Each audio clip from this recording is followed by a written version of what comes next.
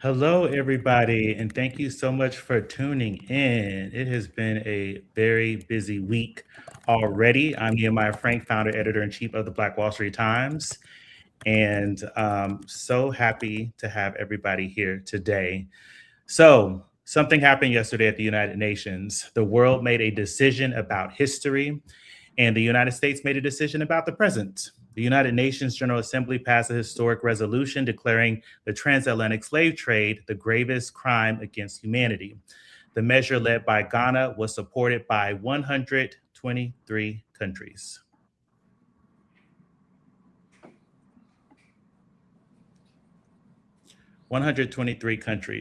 The United States voted no alongside Israel and Argentina, and many European nations abstained. The vote did not happen in a vacuum. It comes at a time when classrooms across the country... I can't hear you. Oh, you can't? Can everybody else hear me? I can hear you. Oh, I can hear you now. Perfect. Okay, great. All right, so let me start that over. I can't hear him. I can hear all of y'all, but I can't hear you. I don't know if... Oh, that's crazy. All right, well, we will try to work on that. Just give me 1 second.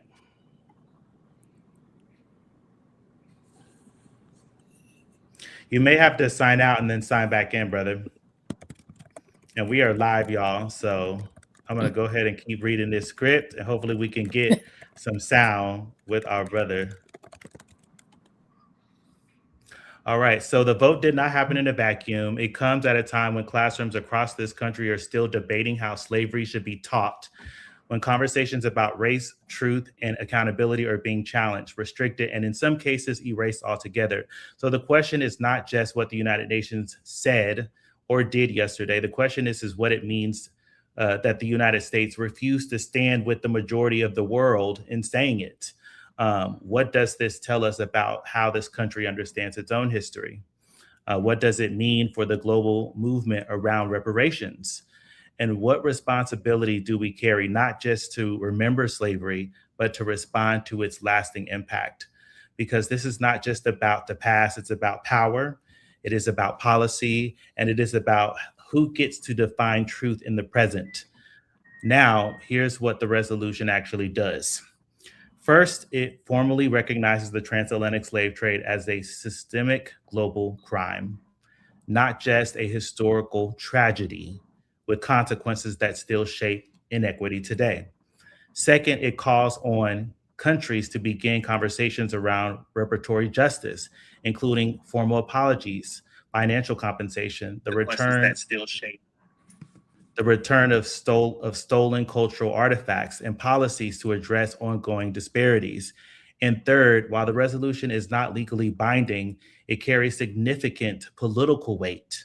It puts pressure on nations, especially those that benefited from slavery, to acknowledge their role and move toward accountability. So today, we're going to sit with that tension. We're going to unpack that, what this vote means globally and here at home. And joining me for this conversation are three voices who are doing the work already. Ruben Simmons, founder and executive director of FirstRepair, also known as NAMBA. Kristi Williams, founder and executive director of Black History Saturdays. She's also a National Geographic explorer. And then our Change Anthony, founder and president of the Clergy Coalition for liberation. And I don't even think he can hear me. I probably said his name wrong. So we will try to get that figured out.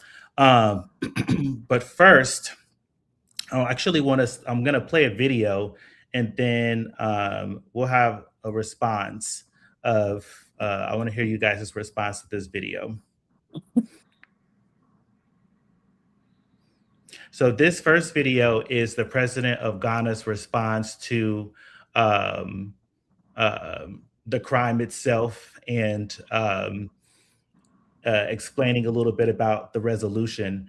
Now, you're going to hear there are sound bites that are floating around the internet right now. I wanted to make sure that you guys actually had more of his speech, so you can better understand why they decided to lead the charge in this. The entire transatlantic slave trade was designed to deny African people their humanity. And that denial was premised on a racial hierarchy with no basis in fact or science, a racial hierarchy that deemed whiteness superior and blackness inferior. The atrocities that were committed against enslaved Africans, the myriads of injustice that were born of slavery and carried forward into successive social framework, took place specifically because those persons were considered objects, not human beings. So when discussing slavery and its resulting institutions and practices, we must always start by reclaiming racial equality, the dignity of Africans, the humanity of our ancestors who were enslaved, and as a matter of course, our own humanity. Here in the United States, Black history courses are being removed from school curricula. Schools are being mandated to stop teaching students about the truth of slavery, segregation, and racism in American history courses. Books about those topics are being banned in schools and public libraries. Museums, art centers, and other institutions whose budgets rely in any way on public funds are being prohibited from scheduling exhibitions and programs or from displaying materials promoting racial awareness or Black history. Much like the law that was put in place to regulate the punishment of the enslaved in Barbados, these policies are becoming a template for other governments as well as some private institutions. At the very least, they are slowly normalizing the erasure. They are slowly normalizing erasure. And that was quite a surprise. All right. So, that was what the president of Ghana had said yesterday, and it got a lot of pushback, not only from some of the European countries, but it got pushback from our own government. So I'm going to let y'all listen to what the U.S. government actually said yesterday. There are some fake news articles suggesting that the sponsors of this resolution called into question President Trump's support of the Black community. We reject any such suggestions.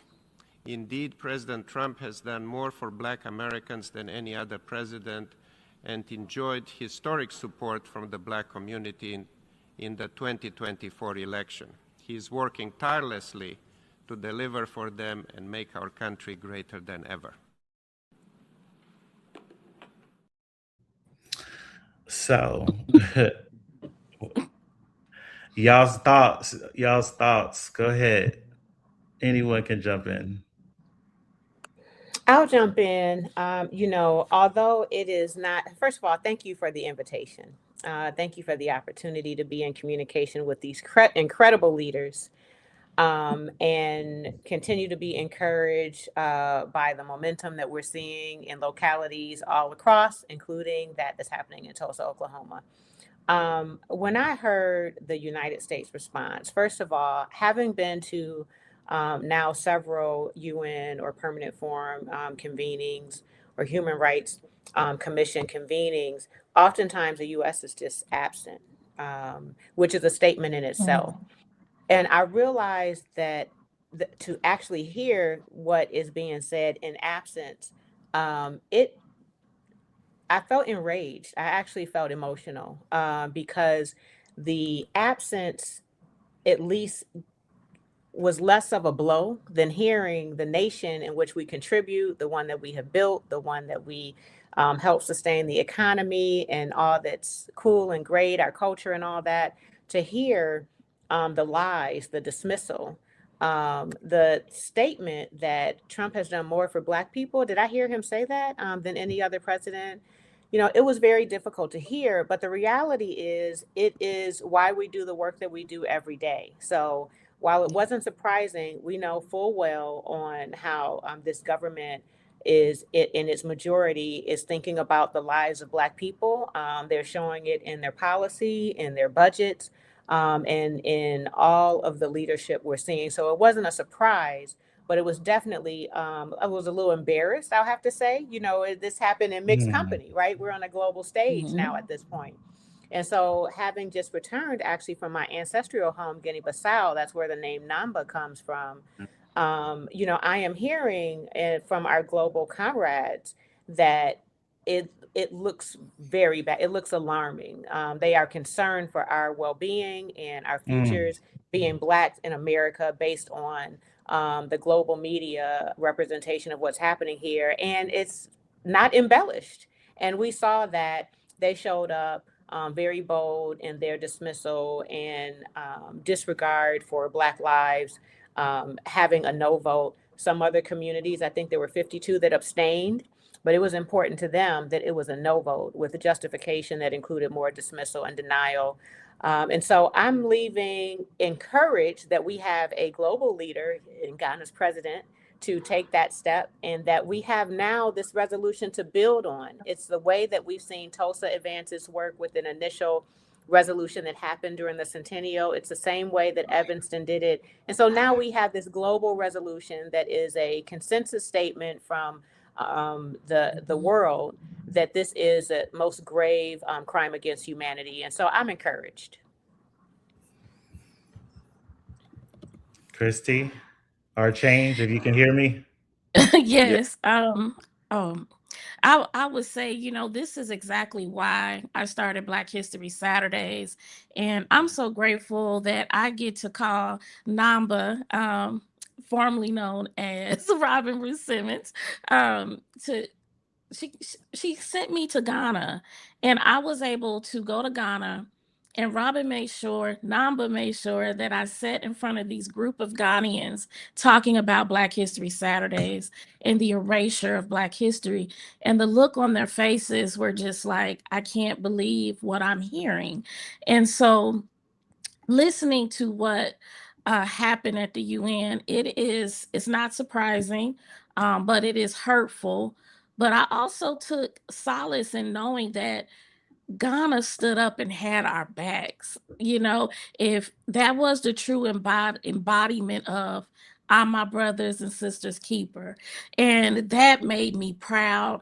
And it really made, it really just cemented for me how important it is that we continue to do the work that we're doing, because we can build without this government. And we've done that. And we have to keep on doing that. But what the chief of the UN said, we must turn memory into progress and remembrance into responsibility.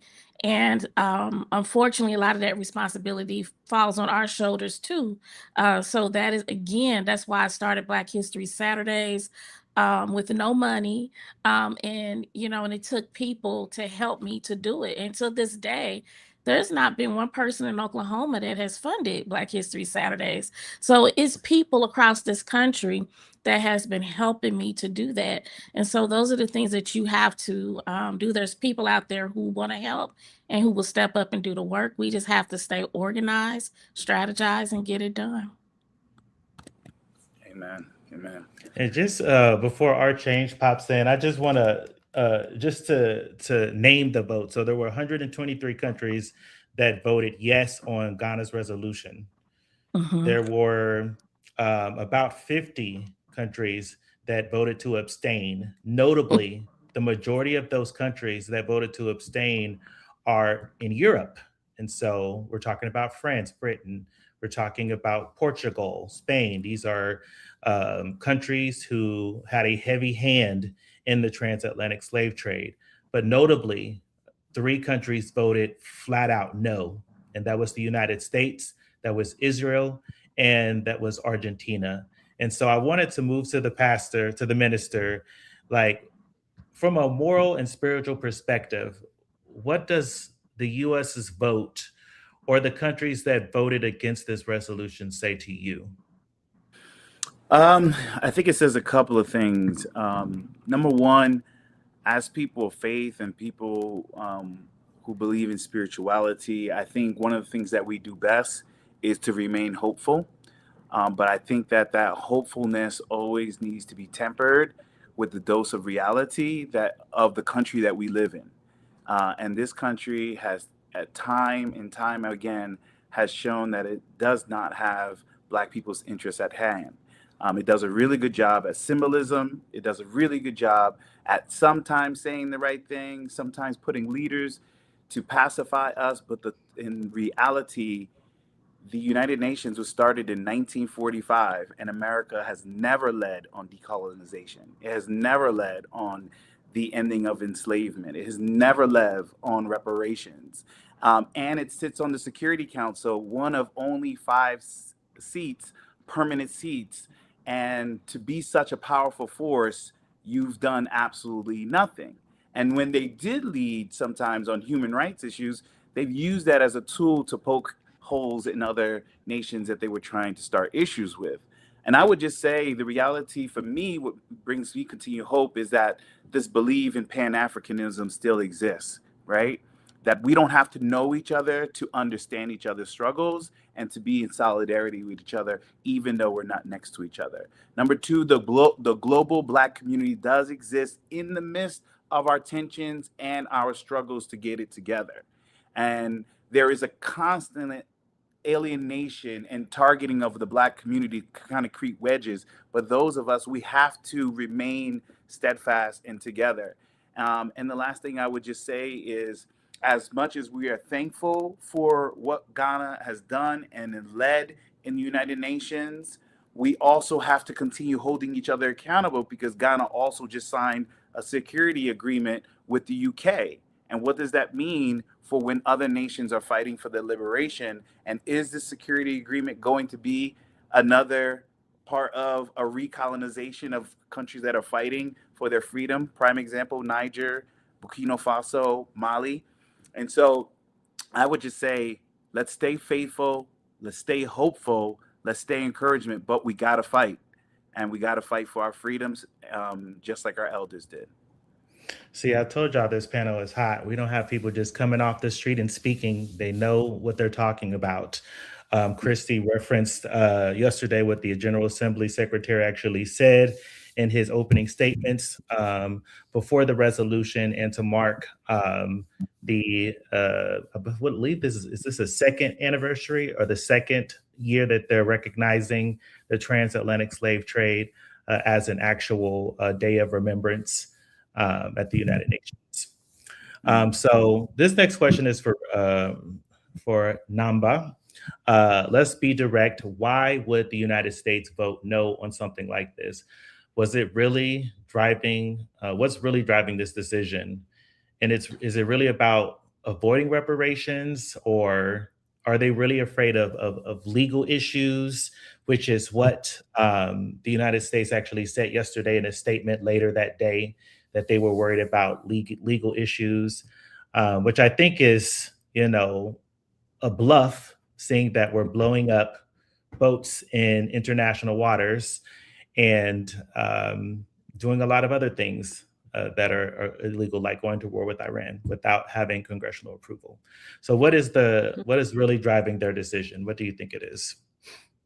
Indeed. Can you hear me okay? Because you're breaking up a little bit on my end. Can you hear me okay? Okay.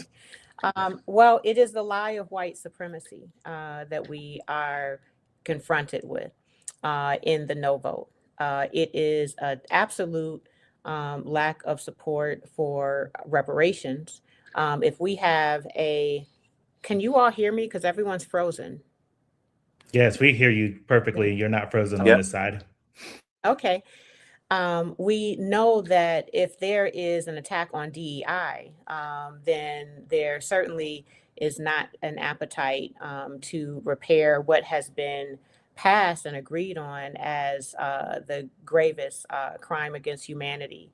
And so having a support for that resolution would give some platform, some standing, some place to build on in the way that other communities have built on past resolutions, starting with an acknowledgement. It is an acknowledgement. This resolution is the first step in the long, protracted, and complicated process of reparations. It acknowledges the harm and the sins and the crime, and it commits to redress. That redress has to be developed and agreed upon and funded and so on. And so, yes, it is not surprising that there was not support. And it was definitely a statement to make clear to those localities that are doing reparations, those of us that have been under attack.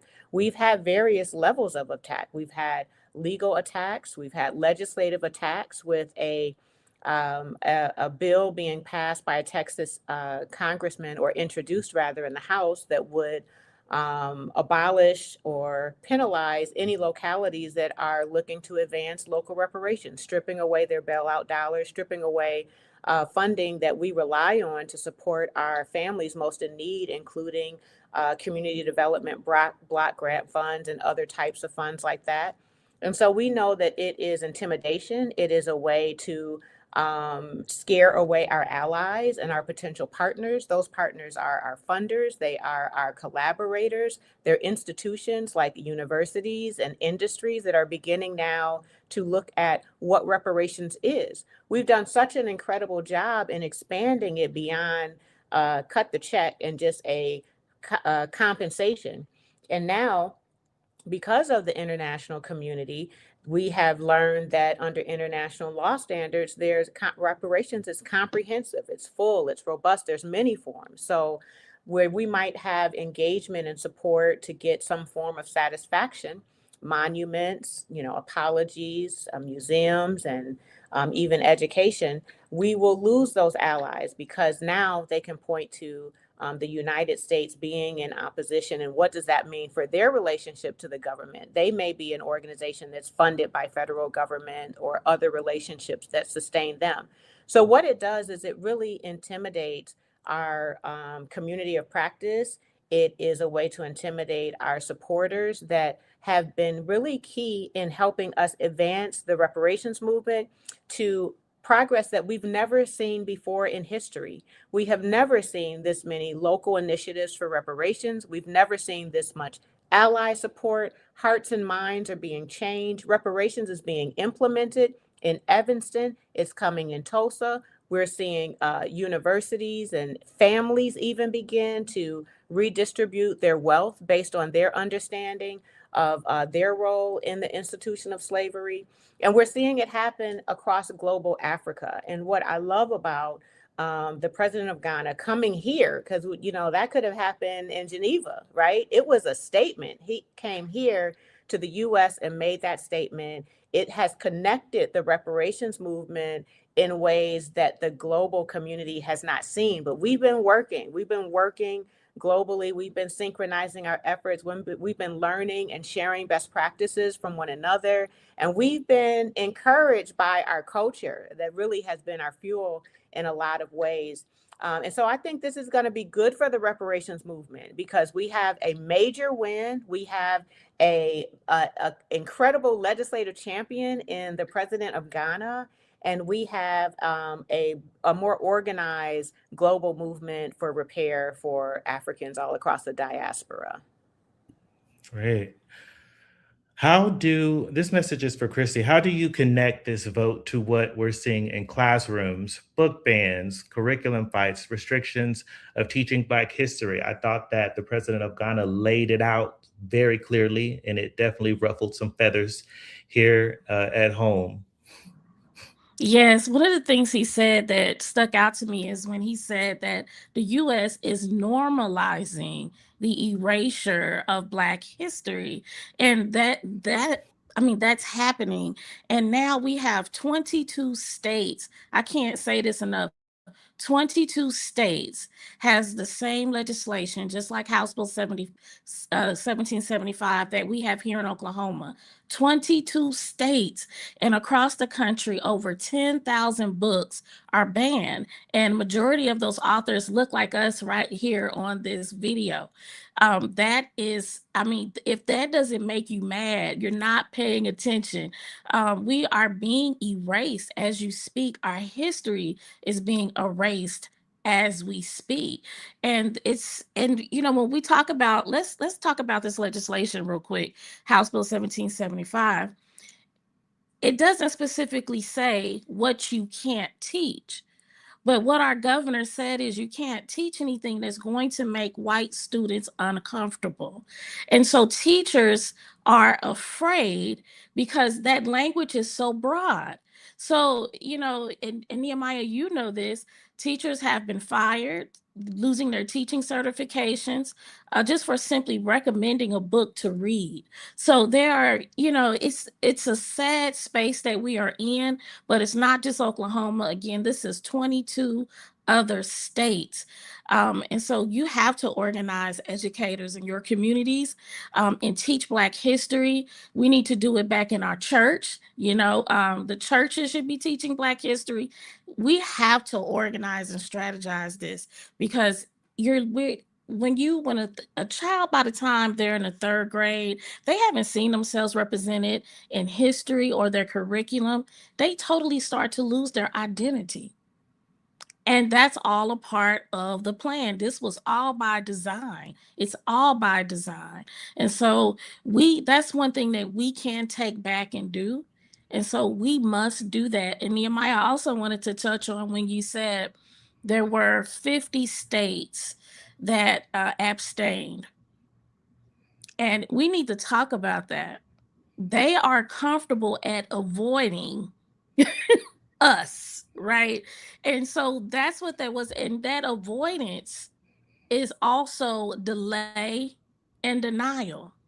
And it also is another form of white supremacy. And we need to understand that you can, I can understand it more when someone just flat out say no, right?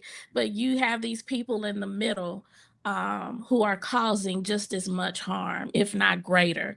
And so that's important that we recognize that as well. Let's move on to our faith leader. What responsibilities do faith leaders have in moments like this when governments fall short on moral clarity? Is silence from the church part of the problem, much like the 50 abstains? Yeah, I would say the church has a pivotal role to play. People, faith, just period, have a pivotal role to play. I mean, number one, out of the Christian tradition, we are taught in the gospel that we have a responsibility, right? It talks about the day of the Jubilee. And this is a day that we were responsible to making sure that we canceled debt, to return land to family members, to make sure that those who were enslaved were free, to make sure that we had economic inequality. And so what does this mean? This means that our gospel speaks directly to what just took place, right? That there is a responsibility when there's harm that is done for there to be a repair to be done. This is actually supposed to be done every 50 years. And in America, if you count how many 50 years have passed that we still haven't seen it, but we have some of these white nationalists talking about they believe in Jesus and they believe in Christ, et cetera, et cetera, et cetera. And the same thing within Islam. There's deep teachings about forgiveness of debt and making sure that there's some economic justice. But we remember the resolution didn't just speak to the transatlantic slave trade. It spoke against all trafficking of all African people, and also chattel slavery. That also includes the Arab slave trade. That's we still have a lot of Muslims who, well, number one, we have large groups of Black Muslims, but we have a lot of Arab Muslims who participated in this enslavement, and they have a responsibility, according to their own faith traditions, to make sure that there is justice for the harm that was done, and in many cases, that slavery continues today. But more importantly, I believe that, especially in moments like this, our churches must continue to be, some of them are already at the front line, but we need more at the front line, because a lot of these decisions are political decisions. And if we don't have the right people in office, then how do we move the buck, right? We need to continue focusing on the movements. We need to continue supporting the grassroots. We need to continue holding institutions accountable, but the faith leaders must also partner, being in solidarity, making sure that we don't just have a Joe Schmo in office who are going to perpetuate these policies that continue to deprive us of our humanity, of our dignity, but more importantly, our economic needs. That's right. Speaking of grassroots, Namba, this question is for you. You've worked on real reparations policy. What would accountability look like in the United States if the United States were to actually take reparations serious? What is the biggest myth people believe about reparations? Well, accountability would look like implementing and scaling up what we've seen localities begin to do over the last several years, with hyperlocal reparations. It would be passing HR 40, establishing the task force and funding it and developing viable remedies for redress for the crimes against our humanity. And understanding full repair and international law standards, it looks like cash benefits. It also looks like access to healthcare and education. It looks like restoring our dignity through truth and access and education, the truth of who we are, addressing the book bans. And there are so many ways that Black people prescribe what redress is. And the more I've learned about our injury, my own personal injury, I would say access to our lineage restoration could be a form of repair. Having access, just knowing where you are from gives you a certain power. For me, it changed my life. It sharpened my leadership and helped me understand the work that I'm engaged in even more so.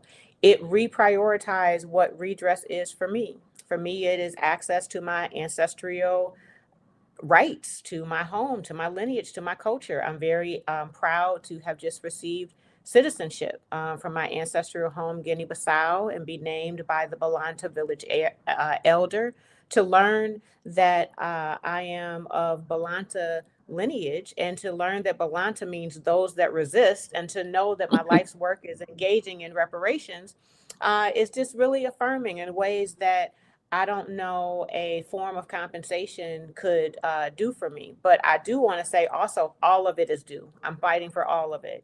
And I'll say this, that if you ask each one of us on this panel, this distinguished panel, what reparations would be for us, we would all prescribe it differently. And I think that we're all right, because all of it is due, and we've been harmed and injured in so many ways.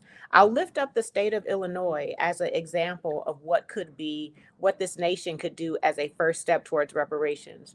Under the leadership of Representative Carol Amons and the Illinois state legislature, they have a bill that passed with funding for Black residents in Illinois to receive DNA testing to learn of their ancestral lineage.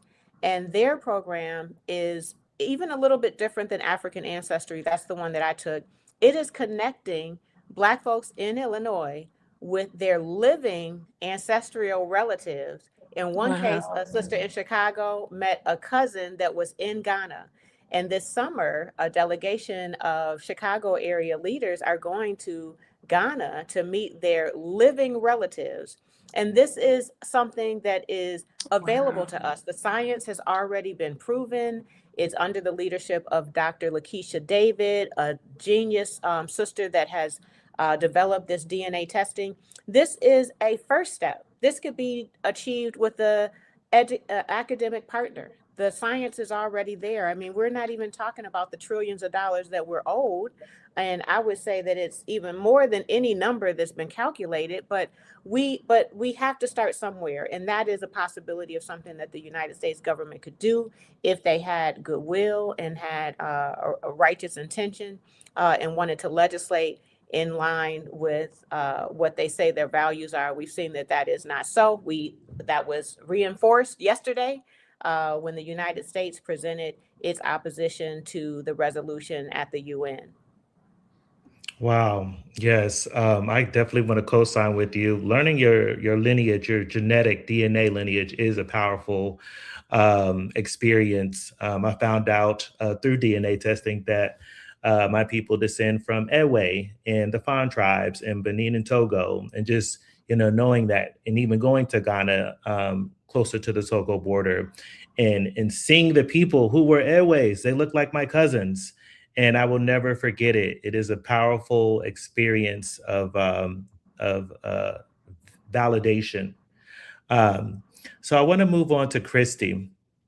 What does justice look like? I'm sorry, not justice, but what would it look like for the U.S. to truthfully teach slavery and its impact? What's missing right now? And then what are young people not being told that they need to know? Mm-hmm. Oh, good question. I think what it looks like is giving educators, Black educators, the autonomy to create their own curriculum. I think that's what it looks like. It looks like Black history being taught in science, math, not just history. That's important. It looks like our books not being banned. It's a lot of those things. I think it's scholarships to college. I think it's all of that. And I would even venture out to say policy change as well. So it looks like that to me. And as Robin said, all of us would have something different to say on that. But right now, that's what it is. We have to have the freedom to learn about who we are. Something interesting happened last month at Black History Saturdays. We have archaeology. Dr. Alicia Odewale teaches the archaeology class at Black History Saturdays for pre-K to adults. And she asked them, they were talking about Black inventors. And she asked the kids, they was ranged from age 7 to 12. And she said, name 5 Black inventors. Well, most of them named, they said Thomas Edison, he invented the light bulb. And she said, well, Thomas Edison isn't Black, he's white. And they were like, no, he's not, he is Black, and and it was just strange that they thought Thomas Edison was Black. And when you really think about it, I think all they heard was a Black man invented the light bulb, but they never had the context. They never had the context. And so that just shows us the work that we have to do, that this country has to do, to teach Black history. And it's not just for Black kids.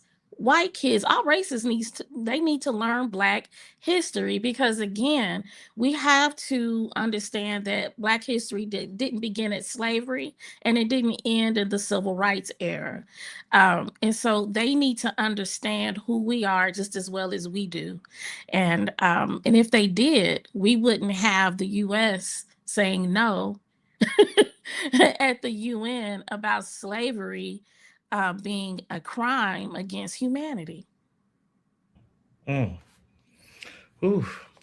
Our change. What does justice look like beyond policy? What does repair look like spiritually and culturally for Black communities? And can there be reconciliation without repair? And I'll leave that one to everybody, because I know that y'all all have some opinions about that one. So let's just stick to that, to the question for you. What does justice look like beyond policy? What does repair look like spiritually and culturally for Black communities? Yeah. For me, I think it's buckle up, everybody. The reality is we have to grasp with the reality that most of our ancestors who were kidnapped and trafficked were not Christians. And they were not Muslim. And they were deeply connected to different forms of African spirituality. And so this erasing of history, this erasing of our practices does us a disservice, because as you can see, even within church history, there's always been this unorthodoxy of how we practice and how we connect with God. And what that repair looks like, that I don't have to be embarrassed to say I believe in Christ, and also I believe in African spirituality. I believe in talking to ancestors. I believe in the Spirit guiding me in an unorthodox way that's not always congruent with the scripture. The same thing with Islam. That what does it mean to connect with our African ancestors who practiced Sufism and believed in oneness with God? And so for me, that repair looks like for us to be unapologetic. It will allow us to connect more even deeply with our global Black community and our sisters and brothers in Cuba, in the Caribbean islands, in Brazil, all throughout the continent of Africa. That we will not be afraid to share our histories, that we will not share our struggles, but more importantly, share the truth about who we are. What it also means, repair, is us doing, buckle down, the internal work. Living in America, Black people suffer from internalized hatred, white supremacy, and it leads us to being at odds with each other for no particular reason. And it's because these are as a result of very coordinated effort for centuries that have made us hate ourselves and to hate each other. And so what that repair is, that us doing that work, us having the opportunity to reconnect and fall in love with each other from an authentic standpoint, that we can love every aspect, and we get to control our narratives. We get to talk about who we are, right? Who our families are. And more importantly, we were able to punish those who continue perpetuating narratives that harm our communities, right? And we don't have to just accept it in lyrics. We don't have to accept it in movies. We don't have to accept it in entertainment. We don't have to accept it in the society that continues to extract from us. And the last piece is justice looks like for us to be able to have the dignity to provide for our families economically without shame. Right now, we have so many of us, 300,000 Black women that we've known, 500,000 Black men losing their jobs. Every single day, these corporations are lining up with this fascist regime to continue making subtle commitments to not hire Black people. Major corporations are getting pressured by this president. And we've seen companies who are doing worse than Target against us. And what that looks like is that we have the means to both live in America and live anywhere we want with our people, with our heads high, and knowing that we are God's gift to this earth. Amen to that. So for the three of you, can there be reconciliation without repair?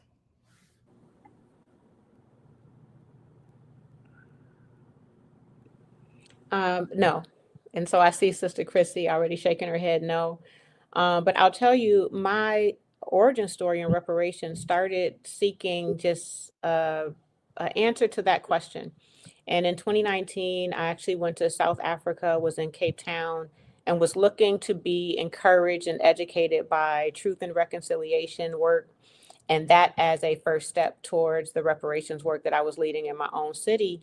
And I happened to be there during an election cycle, and I saw how insufficient the reconciliation work was because the candidates were demanding reparations. So it was clear to me then that it was insufficient, and that I felt really confirmed in leading reparations, not in stopping in an apology, not stopping in healing circles and the different type of work that is also important, but in tangible redress. It is not real until there is change behavior, change policy, that there are initiatives that are reparative in nature, ones that you can measure, ones that are prescribed by Black folks, ones that are informed by Black people, and one that are institutionalized in spaces that have long harmed us and continue to harm us today. The reality is that we have only really evolved and emerged and sort of changed the way that we are oppressed and enslaved in certain cases. We are nominally free. We are looking at racism baked into current policy, local policy. It's hidden in zoning laws, it's hidden in our budgets. I saw this very clearly very soon after being in elected office. I saw that my good intentions on changing the life circumstances of Black people through entrepreneurship and homeownership was our path forward.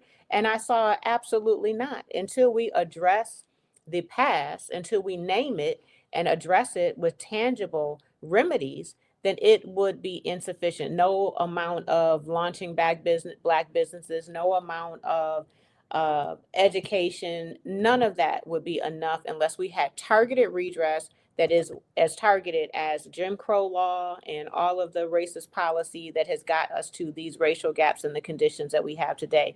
So the answer is no. Reparations is incomplete with only, what did you say? Not restoration, reconciliation. It is incomplete with only reconciliation.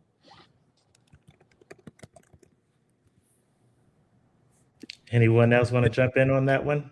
I'll jump in really quickly. Yeah, the answer is no.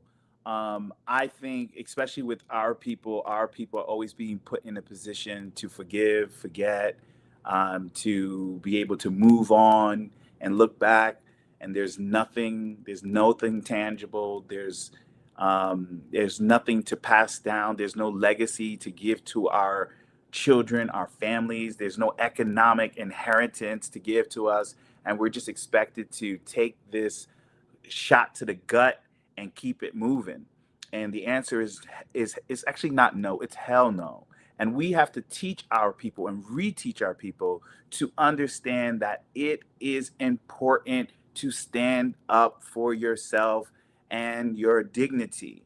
One of the reasons that this resolution was passed and it was stated was so that we see the world forgetting. We see the world wanting to move on. And we're going to pass this resolution so that you don't move on, that we continue being a thorn in your throne. And I believe that we have to continue raising our children. And not when I say our children, doesn't have to be our children, but we have to teach our children that this country and this world owes us, both economically and they owe us a debt, because this country would not be wealthy, the West would not be wealthy if it wasn't for the enslavement of our people. And so, no, we will not move on, and we have to be comfortable with able to say that. But we do have to survive, right? We do have to thrive. We do have to continue to resist in the midst of this unfair beast that we live in. And so I will continue telling our people that forgive and forget is actually not a real biblical principle. It's really slave religion rooted in your continuing enslavement, right? But the true justice means that we acknowledge it, we talk about it, we do the repair, we observe it to make sure it's being done, and then we begin to take the steps to move forward. Until that's done, the fight continues. Yeah, amen to all of that. I'm happy you cleared that up because that did pop in my head. What about turn the other cheek? But look, you cleared that up. And so I'm really happy to know where I stand on things. So where should pressure be applied right now? Local governments, federal policies, international bodies. Where should we be applying pressure at?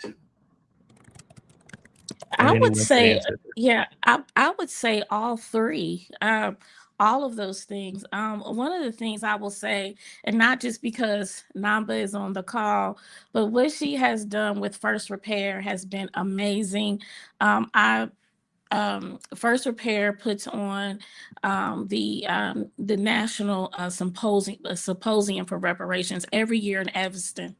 And what you see there is a Black think tank of people who are um, in the work of reparations and repair across the country. And we learned so much. We've been to the first one. Our counselor Vanessa Hall Harper, myself, and now the Beyond Apology commissioners. We've been attending, but we've been there since day one, and will continue to go. But what you see now is that NAMBA has created a network. And so whenever we need her, she's here in Tulsa. She has helped Tulsa since the centennial in helping us build up to the point of where we are now with the Beyond Apology Commission. And so there is a great amount of resource within First Repair that is really helping communities across this country. And so, and we come and we learn for 3 days best practices, new practices, and you leave there with tools that you need to carry out the work. And it doesn't stop there. We have monthly meetings, and you can always call and get what you need, and the cavalry will come, as I say, when you need it. And so to be able to take that and that work that Namba has done in Evanston and spread that through the love of for her people across not even this country but globally, and so it's been amazing, and I'm just so grateful that she has that spirit. And one of the things that I learned from her and through her shero, Dr. Ivor Carruthers, is that movements have to be bigger than the personalities. And as we've seen what happened at the UN, there's no time for all the egos and playing around. We have to come together to fight this beast. I mean, really, we have to do that. And so that is one of the things that I want to say that I've learned from Namba. And I'm just so grateful. And again, I'm not just saying that because she's on this call, but people need to know the work that she has put in selfishly and continues to do. Not only is she looking out for Evanston, but she's looking out for all of us. And that's what we all need to take that spirit and to do. That's good. So we're closing out. Archange, did you want to say something? There's 2 quick points I want to make. Number one, we continue here. Africa is the future. It's not the future. It is actually right now. Fertility rates and birth rates are super declining all throughout Europe, and even in America. It's not in a dangerous point. My point is saying, in my travels recently in Europe, these corporations are making pivots to Africa. They are already invested. Why? Because so many young people are there and they're looking at the future of their corporations. Number two, this is the reason why we need deeper solidarity amongst each other. Like we just don't need to talk about it. We really need it because there's so much opposition trying to keep us apart. We see these movements, don't trust each other, bump them, and this and that. And they're always coming up with reasons that we already know exist. It's like going to your family not knowing you got problems. They still your family. You're going to figure it out. But deep solidarity. And the last thing is we need to continue holding our Congressional Black Caucus accountable. They need to be louder. We don't just need a few people. We need all of them. They are the most powerful caucus in government. And corporations, as well as making sure that we are tightening up our relationship with the different African nations. Excellent points. Yeah, I just want to second the brother, and I can't move on without giving thanks and gratitude to Sister Kristi, because it really takes that welcoming opportunity to be a close partner. We're now movement family, for real, have traveled across the diaspora together, fighting towards repair in our own cities and for our collective redress. But I'll say that it's going to take every level of government, every institution, every one of us in our position, on our assignment, out of our own way, out of our egos, and really united in deep solidarity, as was mentioned. And that's why at the symposium, although we are informing hyper-local reparations nationally in the U.S., we are sure to get an update and also lessons learned from what's happening in the national movement. This year, we had Dreesen Heath bring a report on what's happening in the national movement for reparations with HR 40 and the other reparative bills. And each of the last 5 years, we've had a member of CARICOM come, the leader of the global reparations movement, with its 10-point plan and the work that it did in partnership with Ghana. I heard CARICOM and the Caribbean efforts lifted up quite a bit yesterday in all of the activity around the resolution. And so we recognize that it's a global effort. We are an arm of it. And that's why at the symposium, we do have global, national, and hyper-local representation. We are also learning more about our connection and going into international spaces intentionally, both as a student and as inspiration as well. Many of us will be in Geneva, Switzerland next month for the 5th convening of the Permanent Forum of People of African Descent. One of our key legal experts in the reparations movement, Professor Justin Hansford from Howard University, is on that commission or on that forum. And we are advancing our efforts globally. And that convening is, I do believe you could watch it virtually as well if you can attend in Geneva. But it's going to take all of us pushing. The Black Caucus is important, but in a lot of ways, they're doing their jobs. We need our allies to show up and want to march and hold a sign to show up for real, show up for real with their votes. Yes. Show up in spaces that we're not at already, show up with their resources as well. And so we need real active allyship as well. And so that's something that we try to engage and organize more as well within the FirstRepair community. Yeah. So, and Nehemiah, I have to say this. Go ahead.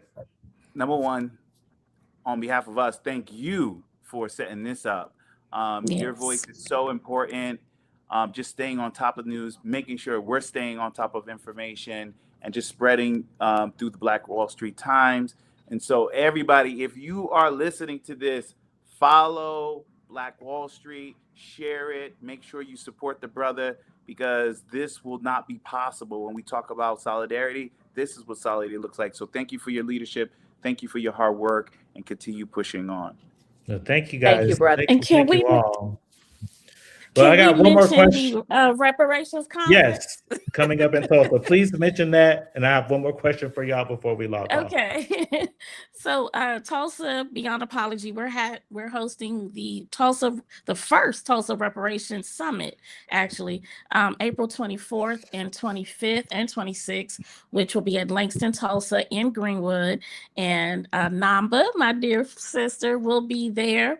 Along with Cam Howard, even Justin Houseford that Namba just talked about. Dr. Joy DeGrew will be present, Keenan Keller, Pastor Michael Neighbors. So it's going to be a powerhouse. We're also going to have a closed door session with all faith leaders as well here in Tulsa, and a closed door session with all the elected officials across Oklahoma, including the mayors of the Black towns, to talk about how we need to come together in this fight for reparations. Nice. Wow. That sounds like a very powerful convening that will be happening in Tulsa next month. So here we go. In one sentence, what does justice look like 5 years from now if America pivots and gets it right? As Dr. Cornell West says, justice is what love looks like in public.